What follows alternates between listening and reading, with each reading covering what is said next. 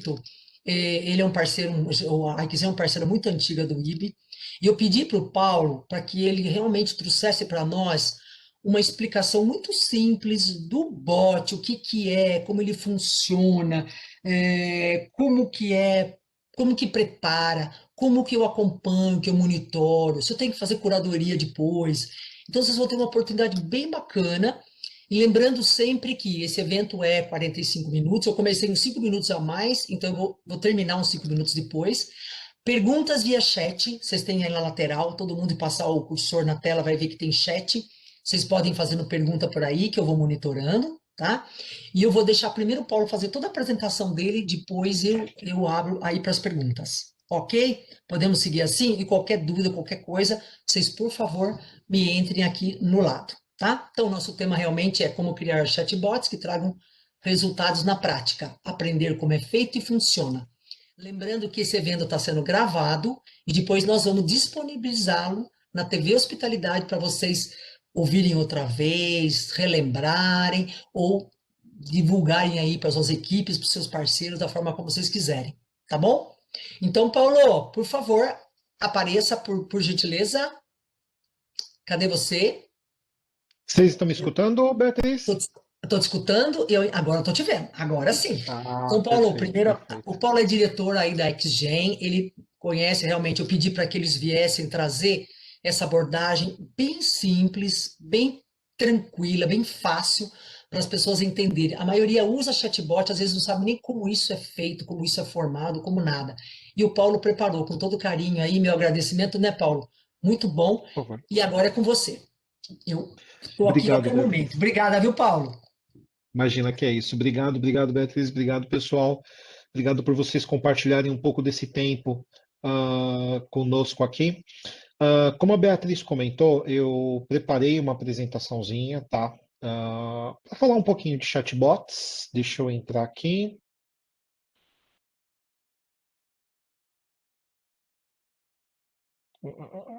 Queria tirar esse íconezinho, mas tudo bem.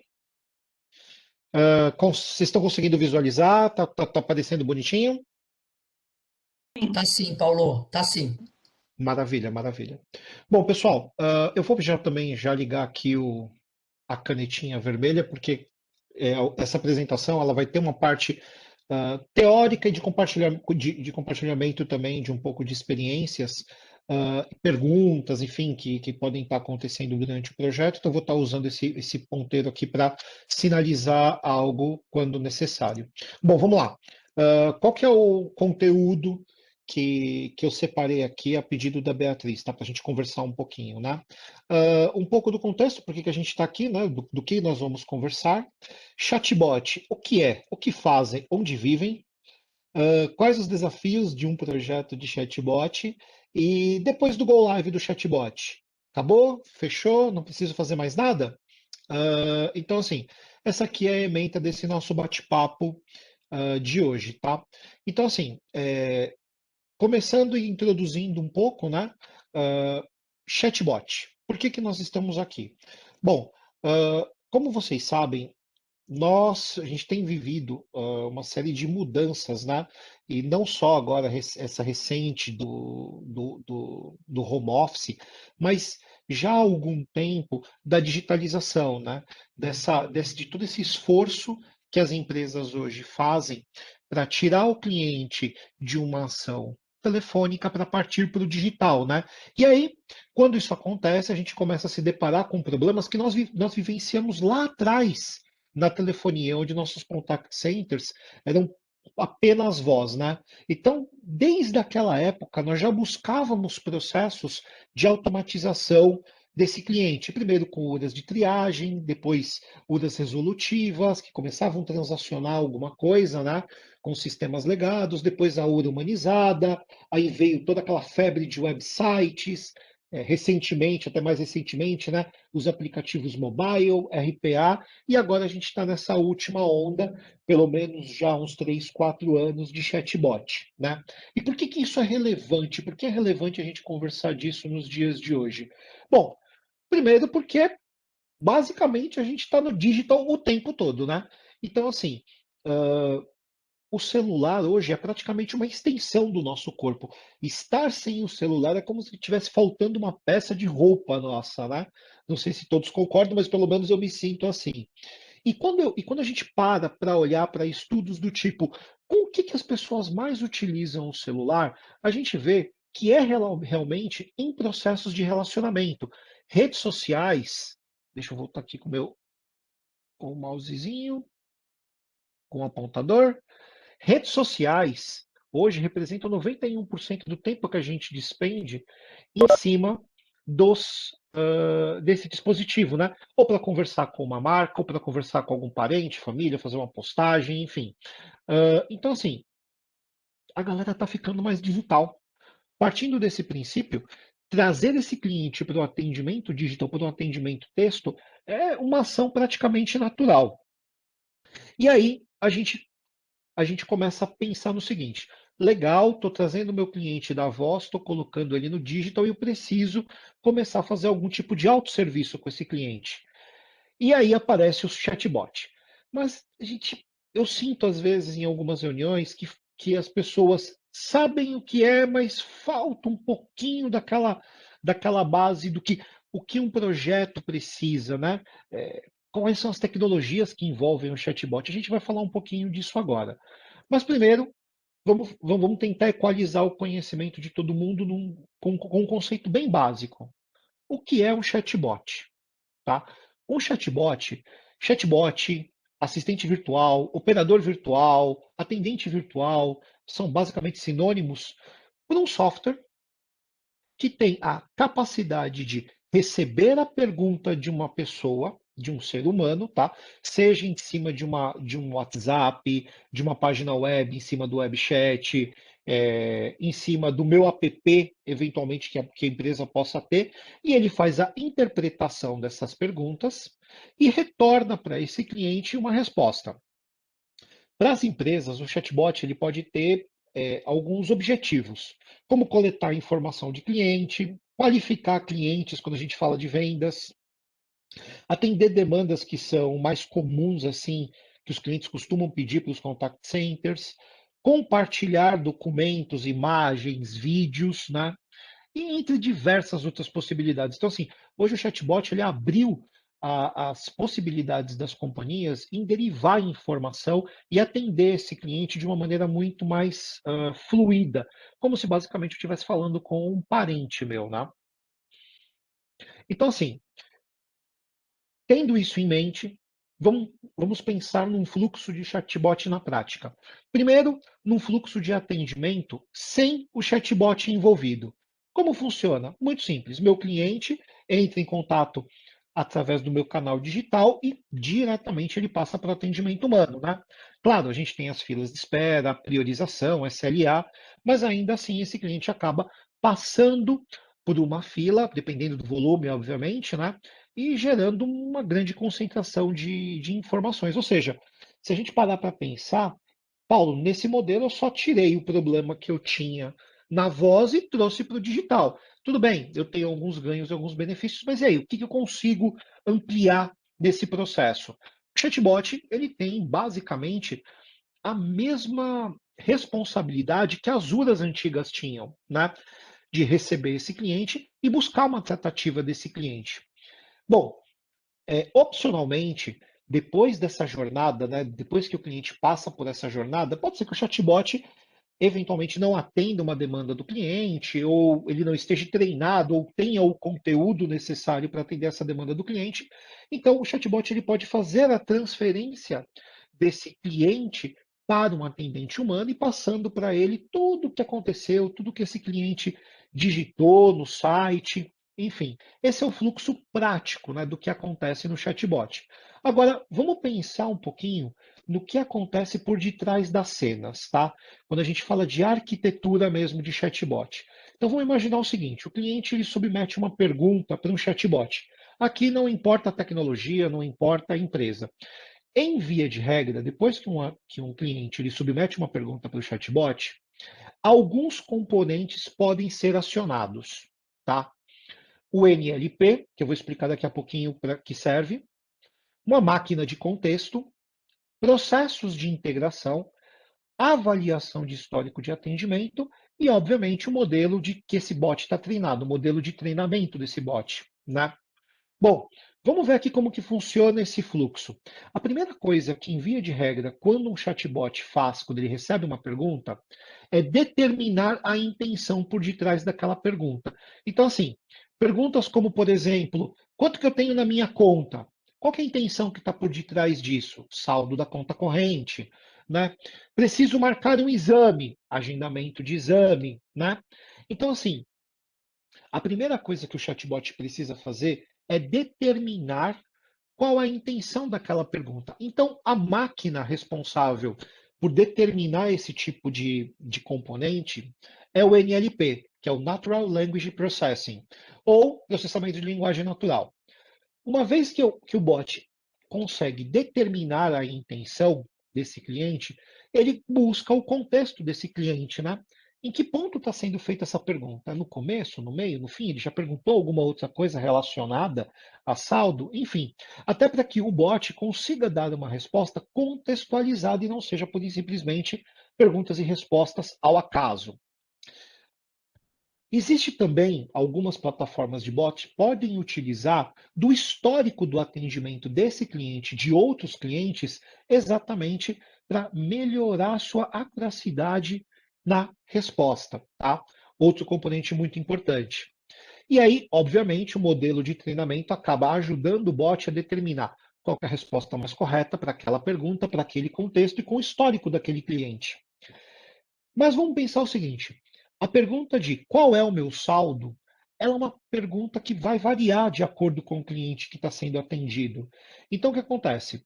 Quando a pergunta necessita de uma resposta transacional, ou seja, que precisa buscar alguma informação sistêmica externa, os chatbots, eles também possuem esse mecanismo de integração via APIs com sistemas externos para conseguir pegar essa parte da informação, que é o saldo de uma conta, ou a agenda de um determinado médico, ou a informação de um posicionamento de sinistro, para quê? Para que com tudo isso ele possa montar o pacotinho de resposta e entregar para o cliente.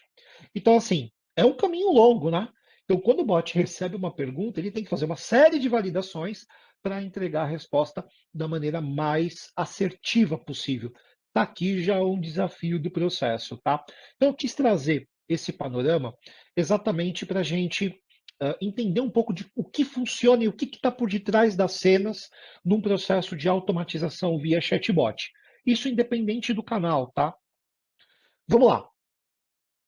Então, assim, já sei como funciona o bot, definimos aqui, estabelecemos um baseline do que é chatbot para a gente estar falando a mesma língua, né? Falamos um pouco de como funciona tecnologicamente os processos e os passos para determinar uma resposta. Só que assim, existem uma série de termos técnicos que em reuniões de projeto a gente acaba escutando. E muitas vezes, né, pô, pelo menos no começo eu também fazia aquela cara de conteúdo assim, né, tipo, ah não, claro, sei o que ele está falando nesse termo, não sabia nada, depois tive que buscar informação. Então eu trouxe aqui para vocês um resumo dos principais termos que hoje tecnologias de chatbot utilizam. O primeiro deles, inteligência artificial. Inteligência artificial nada mais é do que um software que realiza, que engloba todos os processos necessários para quê? Para compreender uma pergunta do cliente, interpretar essa pergunta do cliente e aplicar uma resposta para ele, tá? Só a inteligência artificial compõe um chatbot? Não. Nós também podemos ter o machine learning e o deep learning, que basicamente são os componentes responsáveis por de fato interpretar o que está escrito no texto, determinar a a intenção e aplicar uma resposta. Entre machine learning e deep learning existe uma diferença técnica que o machine learning ele não trabalha sozinho para determinar qual é a parte do texto relevante para ele dar foco e buscar essa interpretação. O deep learning ele já tem esses mecanismos já mais bem acertados. Paulo, qual que é então quer dizer que o chatbot melhora o chatbot que utiliza o deep learning? Não, isso não é uma verdade. Na verdade é o seguinte, as estratégias de chatbot elas podem variar de acordo com essas estratégias. O que importa é o quê? realmente a assertividade final do bot. Se o algoritmo que está processando todos esses termos que estão chegando para ele, está entregando e está encontrando a intenção da maneira mais correta. Um não é melhor do que o outro necessariamente. Claro que para determinadas situações, um pode ser melhor, outro pode ser melhor, mas aí a gente começa a entrar em termos muito mais técnicos do processo de inteligência artificial, que eu acho que não é muito o alvo desse nosso bate-papo. Aqui é realmente para a gente entender os termos mesmo. Depois disso, nós temos alguns outros processos, que são o NLP, que é o Natural Language Processing, já comentei para vocês, né, que é realmente o processo responsável por interpretar o que a máquina recebe e determinar a intenção, né, que essa pergunta está associada. O Simple Logic Tree é como se fossem aquelas árvores guiadas de opção, né? Então, por exemplo, muitas vezes a gente chega num bot e aí a gente fala assim, eu quero marcar uma consulta. E aí o bot responde para a gente assim, consulta de qual especialidade? Cardiologista, urologista, clínico geral, pediatra, enfim.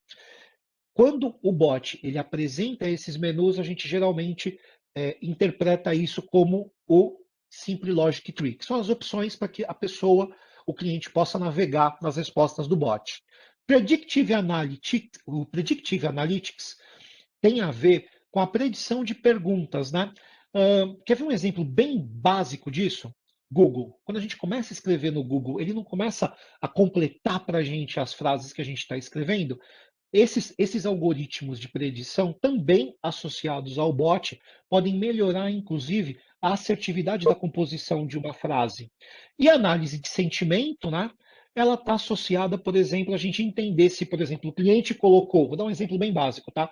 Todas as palavras em maiúsculo, quer dizer que ele está gritando com a gente. Se ele está gritando com a gente, talvez a minha resposta ela precise ser um pouco mais acolhedora. Enfim, são ferramentas que a tecnologia de chatbot pode utilizar para melhorar a assertividade. Alguma pergunta?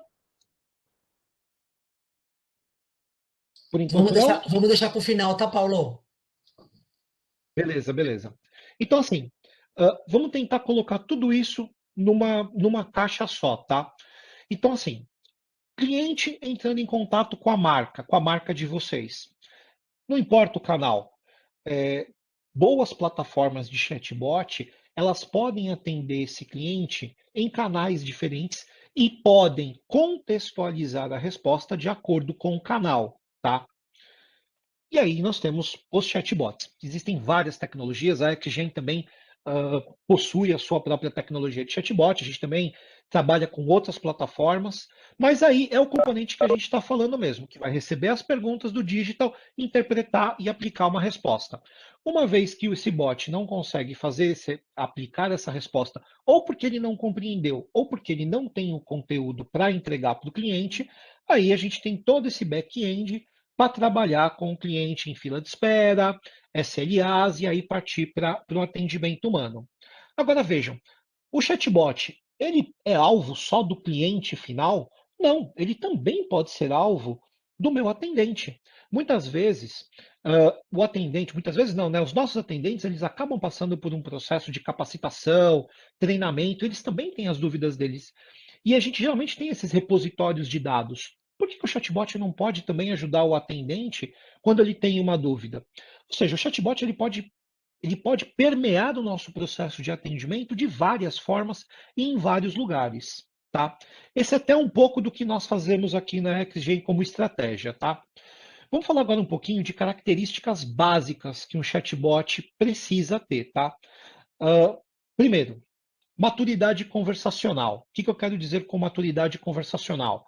O chatbot está preparado para receber uma pergunta e aplicar uma resposta com um grau de compreensão bom, ou um grau de compreensão que ele possa aprender ao longo do tempo. Ter a capacidade de falar com esse cliente em mais de um canal, ser omni, né? Integrar com sistemas externos. Isso é muito do nosso dia a dia, né? Preciso dar uma resposta assertiva para o cliente, muitas vezes eu preciso consumir dados externos. Então, isso é primordial e precisa ser fácil. Emocionalmente inteligente. O emocionalmente inteligente tem muito mais a ver com nós que estamos criando todas essas interfaces conversacionais para que as respostas elas sejam contextualizadas no momento que o cliente está e na linguagem adequada para esse cliente, né? Livre para explorar. Nós somos curiosos por natureza. Então, assim, ter um chatbot onde eu só posso fazer meia dúzia de perguntas sem variação não me incentiva a explorar esse chatbot. E, óbvio, ter um pré-treinamento, ou seja, estar pré-preparado, já pré-treinado para iniciar o processo de atendimento. Só isso, eu vou também colocar aqui um pouco de desejo futuro, né, que é o que muitas empresas buscam, que é ter o processo de raciocínio autônomo, ou seja, aprender sozinho, criar conteúdo sozinhos. É para isso que eu acho que todo o mercado está mirando e buscando, mas a tecnologia ainda não está exatamente nesse nível. Já existem diversas iniciativas, mas o grau de assertividade ainda não é o melhor possível, né? Agora eu queria falar um pouquinho com vocês dos 4 principais tipos de bot, ou 3 principais tipos de bot que existem no mercado, né? É, algumas empresas classificam FAQs inteligentes como bot, mas a nossa relação com uma pergunta e resposta no formato de FAQ inteligente, na verdade, não tem muito a ver com bot, tá? Eu só coloquei a efeito de comparação mesmo nesse slide. Depois, um outro modelo muito utilizado é o modelo de bot em formato de URA ou IVR, né? Ou seja, modelo de opções. Eu entro para falar com o bot e aí o bot me dá uma série de opções e eu vou clicando até encontrar a resposta que eu quero. Ah, Paulo, mas esse modelo é ruim. Não sei se é ruim, não sei se é bom, é muito subjetivo o bom ou ruim. É, os modelos de URA e de VR, eles também são muito utilizados para fazer com que o usuário evite o erro.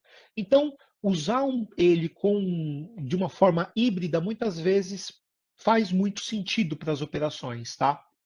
Website tutor. O que é um modelo de bot website tutor? Raciocinem comigo. Muitas empresas já investiram muito dinheiro em apps, em páginas web, em portais de consulta para os clientes. Já foi feito um grande investimento aí. E aí o cliente entra no bot e pergunta assim: como que eu faço para mudar minha senha? Bom, o bot ele pode fazer a alteração de senha, claro, mas ele também pode virar para o cliente e falar o seguinte: cliente, na página tal, e aí o bot pode mandar a página para o cliente e isso aparecer automaticamente para ele. Você pode, embaixo da opção tal, pedir a sua senha. Ou seja, o bot utiliza as coisas que já existem no site para quê? Para que ele não tenha, para que nós, em projeto, não tenhamos que recriar todos esses componentes. E o bot em formato de assistente virtual, que é esse bot mais resolutivo.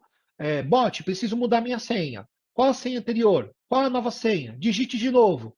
E processar a alteração de senha. Paulo, qual é o melhor modelo? Gente, não dá para dizer qual que é o melhor modelo. Depende muito da jornada do cliente, do quanto de informação nós temos para prover para esse cliente, integrações que nós temos disponíveis, e muitas vezes a resposta mais correta é o quê? Um pouco de cada coisa, tá? Vamos seguindo. Agora é o seguinte, quando o bot ele recebe uma pergunta e ele aplica uma resposta, independente do modelo utilizado, a gente tem que ter em mente que basicamente são permitidos 3 tipos de resposta. Primeiro é o tipo de resposta, a resposta informacional, que é uma resposta basicamente em formato de texto fechado, sem grandes necessidades de customização da informação que está lá dentro. Por exemplo, vamos supor que o cliente me pergunte assim: qual é o horário de atendimento de vocês? Pensando que o meu horário de atendimento seja fixo, a resposta pode ser uma resposta padrão, né? Meu horário de atendimento é de segunda a sexta, das 8 às 18. Isso é um exemplo de resposta informacional. Um outro modelo são os fluxos guiados, que eu já comentei um pouco, né? Que são as opções que o cliente vai navegar até encontrar uma resposta. E as respostas transacionais, que são respostas que o bot precisa fazer consultas a sistemas externos para entregar a resposta finalizada para o cliente. Exemplo: qual é o meu saldo? Meu saldo é de, o seu saldo é de, o valor do saldo ele vai buscar em algum mainframe, em alguma web service, não importa, e agrega na resposta, no texto da resposta, essa informação e entrega para o cliente. Esses são os 3 tipos básicos de resposta do bot, de respostas de bot. Benefícios de um bot. Gente, partindo do princípio que o bot ele pode ajudar a economizar tempo do operador na captura de informações, certo? Prover algumas informações, daquelas informações mais chamadas pelo cliente. Ele pode automatizar uma série de outros processos. Ele pode me dar visibilidade de volumes de clientes que estão fazendo pergunta, qual é o tipo de pergunta, tendências, enfim. Existem diversos benefícios. E esses benefícios são ampliados, muitas vezes, também de acordo com qual é a área fim que esse bot vai estar atendendo, né? Desculpa. Então, vamos lá. Chatbot. Quais são os desafios de um projeto de chatbot? Antes de eu seguir, está todo mundo me escutando? Está tranquilo por enquanto? Tá sim, Paulo. Sim, Sim, Brenda, está tudo tranquilo? Uma perfeito. perguntinha.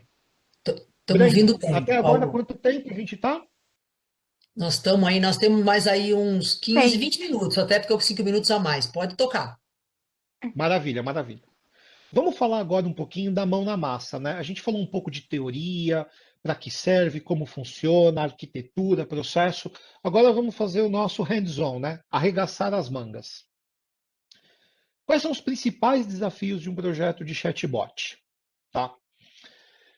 Vamos imaginar que quando eu coloco um chatbot no ar, não é uma ação simples. Por quê? Porque ela pode envolver ah, diversos outros departamentos de uma empresa. Por quê? Porque o bot ele vai estar respondendo como se fosse alguém, como se fosse a marca.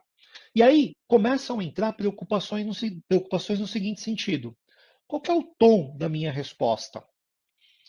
Eu vou ser mais casual? Vou ser mais formal? Eu vou poder usar emojis? Quais são as palavras que eu tenho que evitar? Eu vou usar um tom masculino, um tom feminino ou um tom de gênero de gênero misto? Não sei. Então, assim, são informações que muitas vezes outros departamentos das corporações precisam participar, como, por exemplo, o marketing, né? Então, assim, aqui já entra um ponto muito importante. Qual que é a característica dessa persona? Como que ela vai responder? Como que ela vai se portar nos canais digitais? Isso já é um componente de desafio e de envolvimento de outras áreas, né? Vamos seguir aqui. Quando a gente fala do que é composto um chatbot, eu acho que a gente tem 3 grandes áreas para explorar. Primeiro, o objetivo do bot. Segundo, características desse bot. E terceiro, o que esse bot vai estar fazendo e, de fato, entregando para esse cliente como solução, tá? Cada um desses componentes, ele é importante para que a gente consiga criar um bot que, de fato, faça sentido para o cliente, né? Não adianta nada eu criar um bot que não atenda a alguma necessidade direta do cliente ou até mesmo da corporação, da empresa de vocês. Então, entender o momento que esse cliente está. Estou querendo, estou num shopping, foi um exemplo que até citei mais cedo com a Beatriz. Estou num shopping e estou entrando para falar com o bot do meu cartão de crédito para saber o meu saldo. Qual que é o momento que eu estou? Eu estou no momento de compra. Então eu preciso garantir que o cliente ele vai receber essa informação para deixá-lo tranquilo e, de repente, já até fornecer uma linha de crédito para ele, caso ele esteja, por exemplo, numa loja de carros, não sei. Então, assim, entender o momento, o contexto do cliente e o que ele está fazendo é muito importante. Integração, como eu disse anteriormente, né? Como que eu posso informar o saldo para o cliente se eu não tenho uma web service, um processo de integração para entregar essa informação? Todos esses pontos, eles formam junto o que é o bot. O momento do cliente, a necessidade do cliente, a persona que a gente está caracterizando, os serviços que a gente está provendo. Tudo isso faz parte do bot. Seguir aqui um pouquinho. Aí, alguns de vocês podem estar pensando o seguinte: espera lá, esse negócio de bot é muito complicado e muitos componentes. Como que eu vou fazer o meu processo? Como eu vou fazer o meu projeto ser um sucesso? Existe uma fórmula de sucesso? Galera, existe uma fórmula de sucesso. Vou passar ela aqui para vocês. Primeira parte dessa fórmula: objetivos do usuário.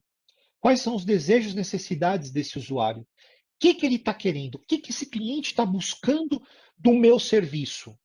E o que eu posso prover desse serviço, obviamente. Depois, não adianta olhar só para o cliente, a gente sabe disso. Nós também precisamos olhar para dentro de casa. E quais são os objetivos da empresa? O que a empresa está querendo alcançar com esse atendimento do cliente? E somado aos desafios que eu tenho para entregar toda essa jornada. Eu tenho budget para entregar essa jornada? Eu tenho os serviços necessários para entregar essa jornada? As equipes que precisam estar envolvidas no projeto, como marketing, jurídico, enfim, estão envolvidas? Todos esses componentes, se bem alinhados no início do projeto, com certeza eles resultam na entrega de uma experiência excepcional, ou uma experiência que é a experiência que o usuário está buscando. Se não for exatamente a que ele está buscando, pelo menos eu já estou antecipando ele. Ok? Por enquanto, tudo bem, pessoal? Sim. Maravilha. Obrigado pelos. É bom fazer esses pings, porque às vezes pode cair alguma coisa assim, enfim. Uma das coisas que a Beatriz também havia me pedido, e essa foi um pouquinho mais difícil, foi o seguinte: tá, Paulo, mas como que a gente, na prática, cria um bot e como a gente consegue passar para as pessoas que vão estar participando desse bate-papo um guia, uma receita para que eles consigam ter uma espécie de um framework, um canvas para criar um bot? Bom, deu um pouquinho de trabalho, mas acho que eu cheguei aqui num denominador legal para vocês. Eu separei em 7 passos, tá? Primeiro, propósito, cliente, conteúdo, navegação, business fit, aprendizado e facilitadores. Se vocês prestarem atenção, cada um desses pilares eu coloquei algumas perguntas que, se respondidas, vocês vão conseguir ter essa famosa receitinha de bolo. Primeiro, qual é o propósito do bot? Qual é o objetivo de criar uma experiência conversacional para o seu negócio? Por que vocês querem isso? Depois, cliente, quais são as atividades que o usuário está querendo realizar? Conteúdo, informação relevante para o cliente. Qual é a informação necessária para atender o objetivo do usuário? Navegação. Como esse usuário vai interagir com essa com esse chatbot? É através da página web? É através do WhatsApp, do Facebook Messenger, do Apple Business Chat? Enfim, qual é a interface que vai estar sendo utilizada? Depois, eu estou atendendo às expectativas da empresa? Quais são os KPIs que a empresa está precisando alcançar com essa implementação? E depois, como esse chatbot vai evoluir o seu conhecimento ao passar do tempo? Essas são as perguntas básicas de negócio, importantes para serem respondidas, para a gente conseguir ter o controle do que o bot de fato vai fazer e do tamanho dele. Mas a gente também não pode esquecer dos facilitadores, né?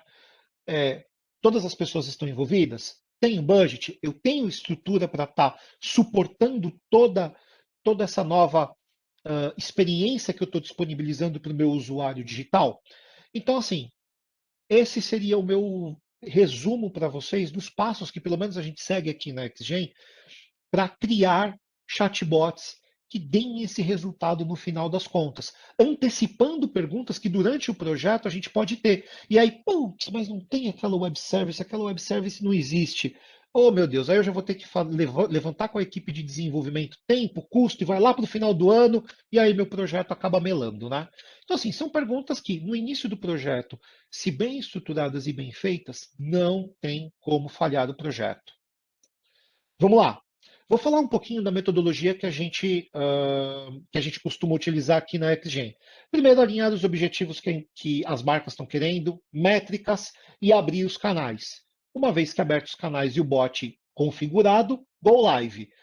30 dias depois, a gente costuma verificar os KPIs, principalmente os baixos, o que o bot não está respondendo, o que está faltando de conteúdo, o que o cliente está precisando. Aí a gente revisa a estratégia, cria, desenvolve e modifica o que precisa ser modificado e transformamos esse fluxo em um processo contínuo de melhorias do bot. Eu também coloquei para vocês aqui, eu pensei no seguinte, né? Eu falei de muita coisa, joguei muita coisa, muito conteúdo na cabeça do pessoal. Deixa eu tentar trazer uma receitinha de bolo bem simplificada. Então aqui eu coloquei 11 passos que vocês também podem começar por eles, tá? Objetivo do bot, qual que é? Não tem jeito. Qual é o perfil do cliente que está sendo assistido por esse bot? Canal mais assertivo que eu posso estar disponibilizando o bot? Quais são as principais? Como o cliente faz a pergunta no canal digital e na voz? Aqui não tem jeito não, tá? É escutar mesmo ou ler como o cliente faz a pergunta. Isso é muito importante e nos traz insumos muito interessantes na criação dos modelos do bot. Principais motivos de contato, a informação ela já existe? Está em algum lugar acessível na web? Quando a gente fala de serviços transacionais, esses serviços já existem? Aqui, a dica 8 é uma dica especial. Quando a gente já tem um atendimento de voz, a gente já tem uma URA, muito provavelmente essa URA já está automatizando alguma coisa. Pergunta: isso que ela está automatizando, a URA já está fazendo, eu não posso reaproveitar no bot? Talvez isso aqui seja um bom start para muitos projetos. Depois, todo mundo está alinhado no projeto, né? Todas as pessoas necessárias estão envolvidas no projeto. Posso quebrar o meu projeto em etapas? E, claro, encontrar um parceiro adequado e que tenha conhecimentos para conseguir, junto com vocês, trazer essa experiência vencedora para o cliente de vocês. Aqui, um jabazinho, né? Falando de parceiro ideal, nós aqui na Equigen somos um deles, tá? Então, por favor, nos considerem nos projetos de vocês. Dando seguimento, Go Live. Depois que eu dei o meu Go Live, e aí? Acabou? Não tenho que fazer mais nada? Não, pessoal, não acabou. Ainda existe um passo muito importante, a curadoria. O que é a curadoria? A curadoria é o trabalho e a atividade de cuidar dos processos de interpretação do bot e de respostas do bot.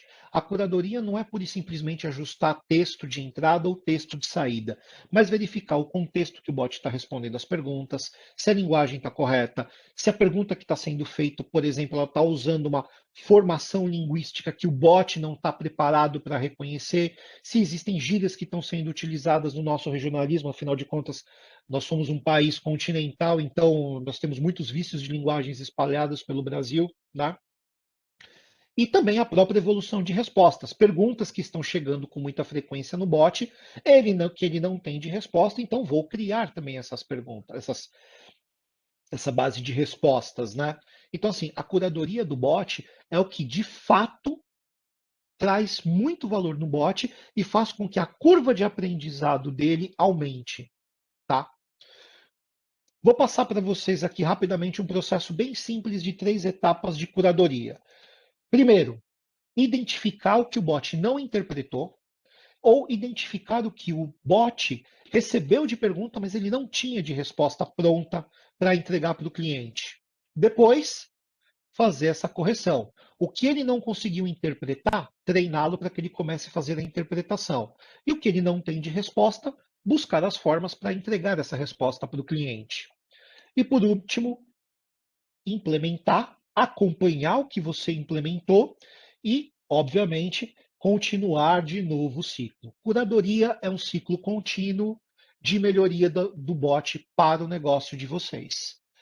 Bom, pessoal, dentro do tempo que nós tínhamos aí, dos 35, 40 minutos, tentei passar o melhor possível essas informações do que é o projeto de bot, o que está envolvido, algumas dicas para vocês, falar um pouquinho dos processos, tecnologias que estão por detrás do bot, tá?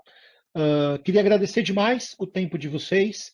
Espero que não tenha sido muito corrido, né, esse nosso bate-papo, e também deixar aqui os meus contatos, caso vocês queiram tirar alguma dúvida, bater algum papo sobre estratégias de bot e tudo mais. Paulo, perfeito. Acho que ótimo, muito claro. E já tem pergunta aqui para você, tá? A Gislaine Opa, da vamos Gás lá. pergunta: qual é uma média que você considera ideal, uma média boa, uma média bacana de retenção no chatbot? Então, isso vai depender um pouquinho do que o bot está treinado para fazer.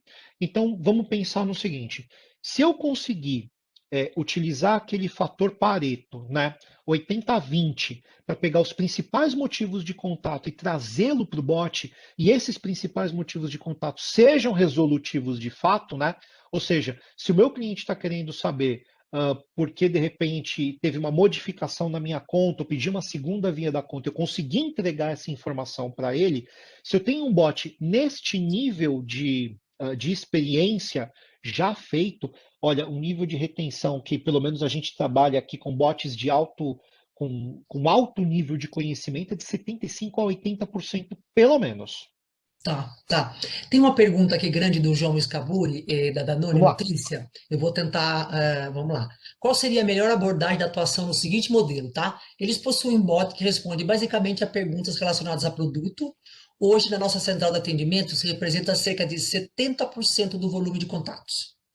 Hoje não existe um processo de melhoria e curadoria formal. As entidades, intenções e respostas foram sendo adicionadas ao longo do tempo, cerca de 2 anos, sem nenhuma governança do conteúdo e com intenções e entidades criadas sem uma taxonomia adequada. A dúvida é: insistimos na revisão dos conteúdos desse bot ou o ideal é começar do zero, considerando que tenho a base de todas as respostas tabuladas e organizadas em uma base de conhecimento? E ele fala que eles usam o IBM Watson. Entendi. Olha, Perguntinha interessante, Paulo. essa perguntinha é muito interessante. Ahn, Primeira coisa, né?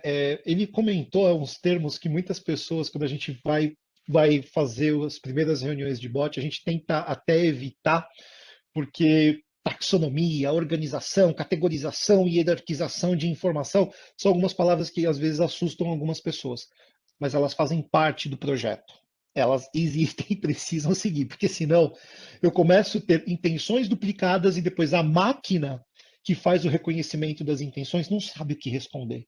Então, assim, realmente é uma pergunta muito importante e o planejamento, governança e a curadoria não são temas que podem ficar para depois, infelizmente. Mas assim, agora pegando a última parte da pergunta dele, puxa, começar do zero ou trabalhar no que eu Uhum. tenho? Eu acho que depende um pouco da tecnologia que você está utilizando, tá? Por quê? Por exemplo, eu posso falar muito com propriedade da minha tecnologia, não é só puxando Ele está sardinha, né? usando o IBM Watson, tá? Como inteligência artificial. Entendi. Watson, perfeito. O que acontece? Dentro das plataformas de bot, geralmente você consegue criar personas diferentes, entidades personas que agrupam conteúdo, tá? Uh, Pelo menos falando da tecnologia que nós temos aqui na QGen, a gente tem essa característica. Então, eu posso criar personas e duplicar a base de conteúdo delas. E aí, a base nova, fazer a curadoria, ou ajustando o que já tem, né, na própria base, ou recriando e inserindo de novo as intenções. Acho que depende um pouco do que a tecnologia de vocês permite vocês fazerem, mas jogar trabalho fora, eu particularmente sou veementemente contra. Já tem uma experiência, já tem um modelo, já tem respostas, já tem um treinamento que é ouro. Acreditem em mim, isso é ouro. Reaproveitar isso é muito interessante, sim. Agora a questão é do que vocês vão reaproveitar. Vai dar muito mais trabalho criar tudo do zero porque a plataforma não suporta isso, ou, ou o inverso, né? Acho que a resposta ela passa um pouquinho pela tecnologia mesmo, mas perder o treinamento jamais, tá? Pelo amor de Deus.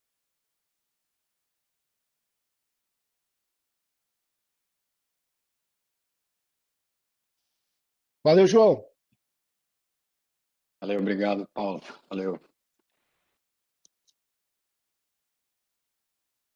Teve mais alguma pergunta, Bia? Ou Brenda, não sei. Eu acho que a Bia. Não tá saindo o seu áudio, mas deixa eu ver. Aqui no chat não chegou nenhuma mais. Não sei se não tô conseguindo escutar. Bia, seu áudio não tá saindo.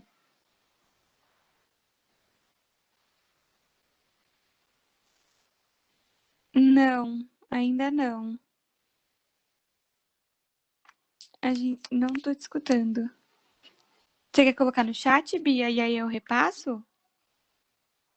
Mas se alguém tiver pergunta e quiser falar, ligar o áudio e vídeo, fiquem à vontade, ou até o chat também. Boa, vou perguntar aqui para o Paulo, então, aproveitar. Fica à vontade. Eu sou do mesmo time da Gislaine aí, que te perguntou da taxa de retenção, e a gente fez Go Live agora em 28 de janeiro, estamos no primeiro mês, né?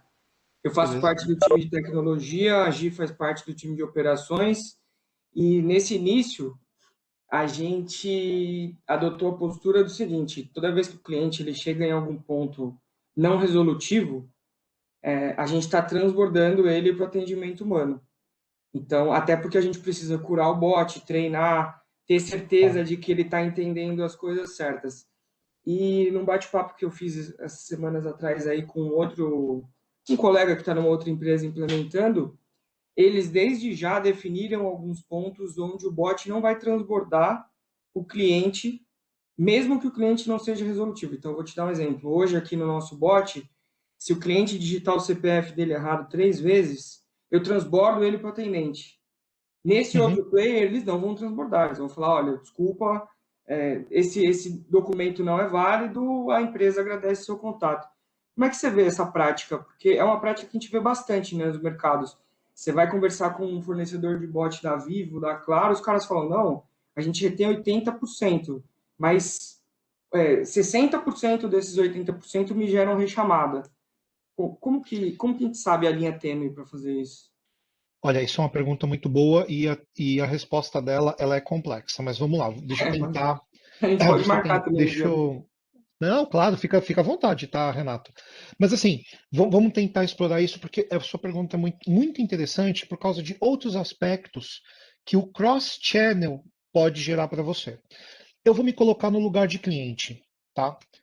Quando eu ligo para minha operadora de energia, para minha empresa de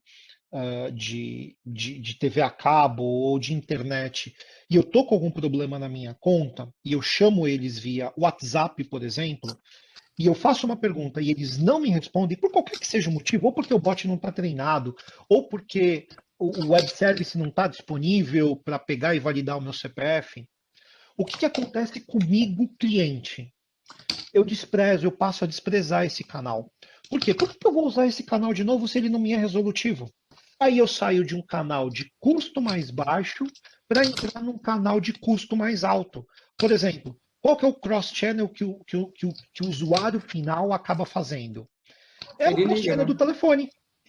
E aí o Sim. telefone é um operador atendendo por vez, ou seja, tempo de uma pessoa que você para atender uma demanda de cliente, e quando você fala no digital, o operador, né, o atendente pode atender vários clientes ao mesmo tempo, né, não é só um. E questões do tipo custo de telefonia, insatisfação do cliente. Então, assim, trocar o cliente de canal é uma estratégia que eu particularmente aconselho, né, os meus clientes a evitarem.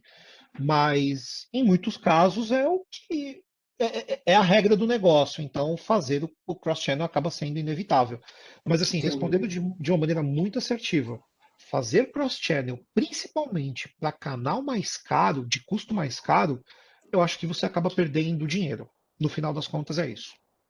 Entendi. Bacana. Show. Paulo, você está me ouvindo agora? Agora eu tô, sim. Beatriz. Perfeito. Para mim estava aberto e não estava saindo o som muito estranho. Gente, eu vou pedir um favor para vocês. Já estouramos bastante o tempo. Paulo, eu quero te agradecer, foi muito, muito bom. Agora é o seguinte: quem tiver mais dúvida, gente, por favor, pegar os contatos do Paulo, entra, fala com ele, resolve, pergunta, porque assim, eu não posso, né? Já passamos bastante do tempo. Então, Paulo, super obrigada. Adorei a participação de todos que